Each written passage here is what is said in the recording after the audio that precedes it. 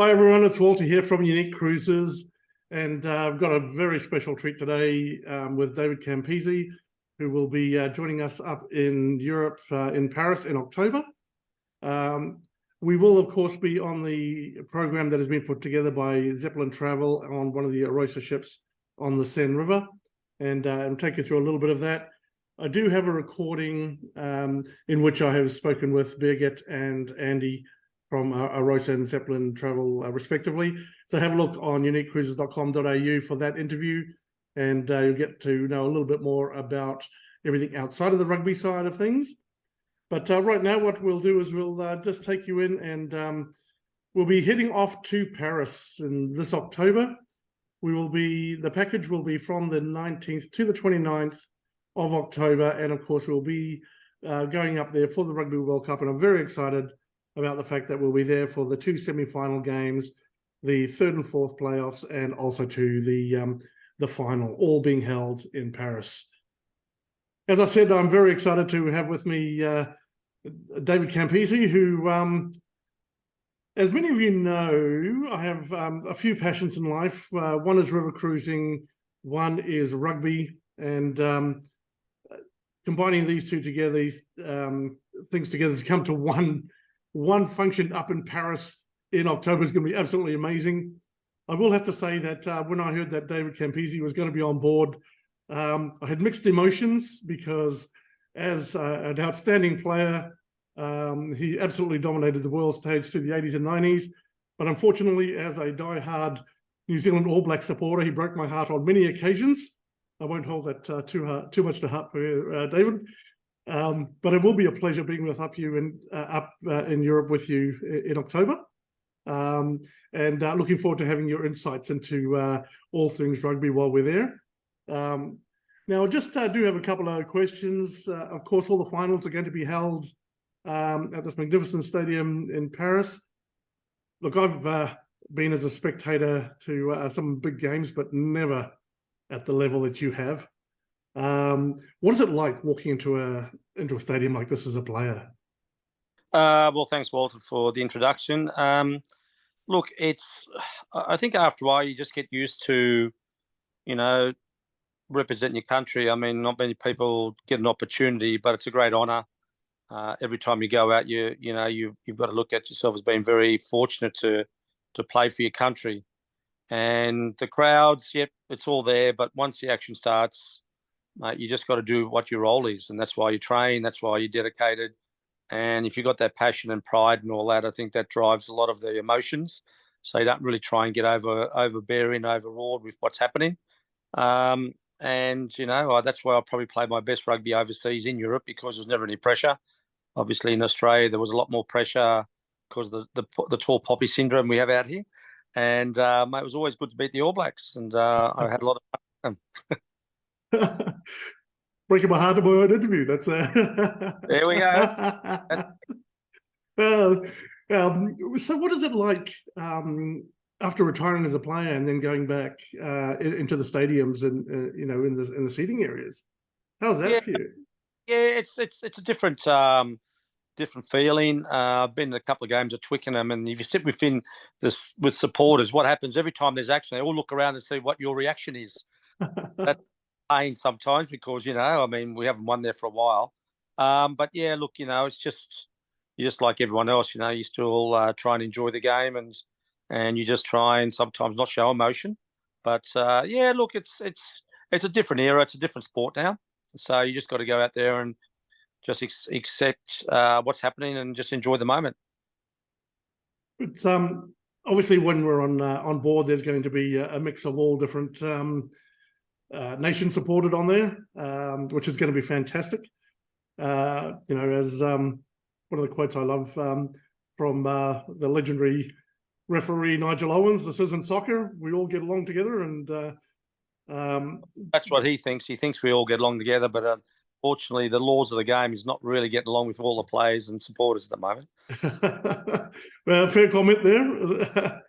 So what can we expect from you, like when we are up on there? Will you be able to give us some insights and things as the games unfold? And Yeah, definitely. We've got Alan Jones on board as well. Obviously, ex-Wallaby coach, and Alan's got a few views of his own. But yeah, look, I think we're very passionate about the sport. So, it's going to be great to be on the boat. A lot of people who haven't met before. But as you said, that's what rugby's all about. Rugby's about, meeting people and you become friends for life. So it's an opportunity to meet different people, different places, and just enjoy 10 days of relaxing instead of running around the streets, with the traffic and all that sort of stuff. So with the food and the drink on board, mate, I mean, there's no probably better way to actually see Paris. Oh, I can't agree with you more on that. And actually, just on that, I'll just quickly flick through to the map. Now, what we're seeing here is the standard river cruise that Arosa has from Paris up the River Seine up to Le Havre. We're having a bit of a hybrid cruise on this, and we're going up as far as Rouen, but also still stopping off in a place like Vernon and Giverny, and going out to Monet's Gardens, and also to back in Paris in the Palace of Versailles is also included for those that would like to come along. Yeah. But just touching on our floating hotel, as you said, there's no better way to have this, to be able to come and go off the ship while we are docked in Paris. And then, of course, our hotel moves. Everything is included in the package here, so all of our food and beverages. One of the things I'm looking forward to, and I haven't actually spoken to you about this, but we do have the cheese buffet there, and with all the French cheeses, it's going to be pretty fantastic. Just one of the little highlights when we come back after exerting our passionate energy at the games, or after a look around Paris. And of course, we will be docked in Paris for a few days, both pre and post our little cruise. For those that are not who want to come along, who are passionate about rugby, but their partners or their loved ones maybe not so much. You've done these things before, we're traveling with groups. What are your thoughts on people who are not that passionate about? Would they still enjoy themselves? Yeah, I just think it's an opportunity during the week to actually see something new. Like I believe we're going to the Western France and things like that. I mean, I've seen the movies, but history is an amazing thing. And to actually see that when you relax with other people, that's what I think touring's all about. Obviously the rugby's great, the shopping's great, but just to relax, and you can just, I mean, you're going to meet some nice people, and there's probably not a better way to spend 10 days in Paris and people you don't know, but who become friends, and you've got everything at your fingertips. So, obviously the ladies like shopping, but they can probably do that before they come on the boats, or after the boat. So, because I've got a few male friends of mine that love shopping more than a lot of the lady friends I know, to be honest. And Paris is Paris, right? I mean, it's there's always something to experience and do. It doesn't matter how many times you've been there. And I could just imagine the atmosphere in Paris over the Rugby World Cup period is just going to be ramped up a whole another level. The French obviously are just as passionate as anyone on the planet about their rugby. So I could just imagine as we're walking around with our jerseys and stuff on, there'll be some good-natured fun as we go along. Now, just getting to a bit of the nitty-gritty, I guess, or the details here. This is all being hosted through Zeppelin Travel, and I'm taking a group up as part of Zeppelin Travel Group. All these details can be found on uniquecruises.com.au. Just wanted to give a quick glimpse there. But if you do contact Zeppelin Travel, just mention Walters Group, and then you'll receive a special rate on that. For all the actual details, go to uniquecruises.com.au, and the day-to-day itinerary, some of the interviews, also be a link through to a blog post as well, is all on there. But just to kind of wrap it up a little bit, interesting draw for the World Cup this year. Any predictions on what you see happening? Well, I think there's some big games during the pool game, and I think the Wallabies have probably got the easiest pool out of all. They've got Wales, Fiji, and Portugal. So, I mean, it's in a way that's great, but on the other hand, that you look at playing a very easy games, and then you come into the big quarterfinals when you're going to get some of the big boys. I think you got first game is New Zealand, France. In the pool game, you got Ireland versus South Africa. So there's going to be a lot of to and fro during, to get to the quarters. The quarters are really well when the World Cup starts. That's when it all happens. So, look, I think France should play if they don't get any injuries at home. It would be very hard to beat this time. They've been in 3 World Cups so far and lost finals. So, look, I just hope that that we can all get every country you support play some good rugby, and and on the day they play well, and you never know what's going to happen. It's often been said by people much brighter than me that it doesn't really matter what's happening prior to the World Cup. When you come into it, it's a totally different competition, and on any given day, it could be anybody's game. So,